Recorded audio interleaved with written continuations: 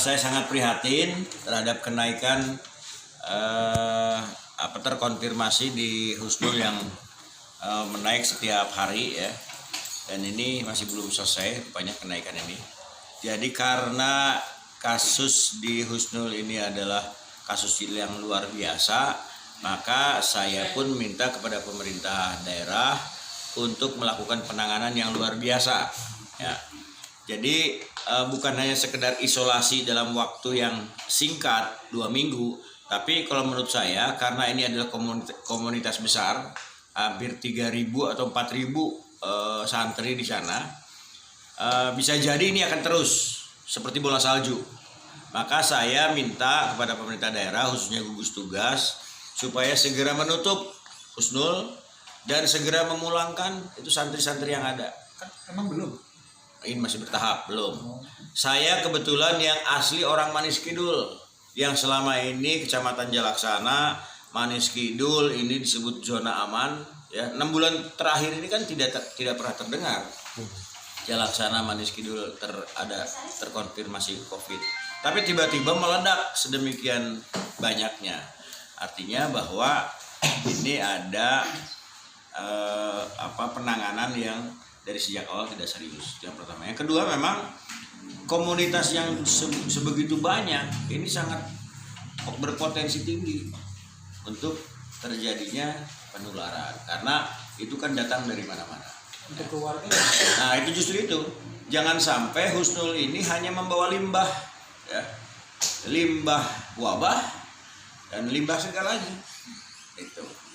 Itu jadi saya minta pemerintahan daerah tegas segera menutup dan memulangkan para santri ini. Jangan sampai masyarakat jadi korban. Karena Husnul itu ya, selain ya kita apresiasi tentang pengembangan pendidikannya, tapi di sisi lain kegiatan-kegiatan lain kayak misalnya laundry ya. Laundry itu kan berapa ribu potong pakaian yang dilondrikan, itu semua masyarakat di sana yang melondrikan. Nah ini yang karena bahaya. Terjadi kontak media, ini kan media ini ya, baik kontak fisik maupun kontak media baju, itu berpotensi untuk penyebaran. Belum lagi catering ya Pak? Ya catering dan itu kan awalnya dari pihak Polres nggak melaporkan Pak, ada 7 kasus. Justru itu tadi saya bilang dari sejak awal. Oh siap. Dari sejak awal ya, ini pondok pesantren ini karena jumlah santrinya besar, ini berpotensi tinggi untuk penyebaran. Nah sekarang terbukti kan, itu sudah pertama 46, kemudian naik lagi, dan tidak cukup hanya diisolasi 2 minggu. Menurut saya, isolasi 2 minggu selesai, nanti akan tumbuh lagi jilid kedua, jilid ketiga. Jadi untuk memutus mata rantai, menurut saya segera tutup itu Husnul Khotimah dan pulangkan semua santri. Berikut Al-Multajam. Ya, sekarang tinggal kita tracking sejauh mana itu interaksi baik santri maupun ustadz-ustadznya berinteraksi kepada warga. Ya, itu harus di tracking. Tapi minimal harus dibuat barrier dulu lah yang masuk kepada pesantren. Berikut Al-Multajam nggak Pak? Sama, Al-Multajam, Husnul itu kan sama satu area. Berarti zona itu memang steril Pak untuk saat ini. Harusnya di steril ya, ya untuk wilayah itu di lockdown nggak jadi masalah. Cibulan? Oh Cibulan sih jauh, dekat ya, cuman kan ininya beda komunitasnya. Kan itu sering keluar masuk tuh. Iya makanya pintu-pintu keluar masuk dari Husnul Al-Multajam itu harus diblok, baik yang gerbang besar maupun pintu-pintu jalan tikusnya harus ditutup.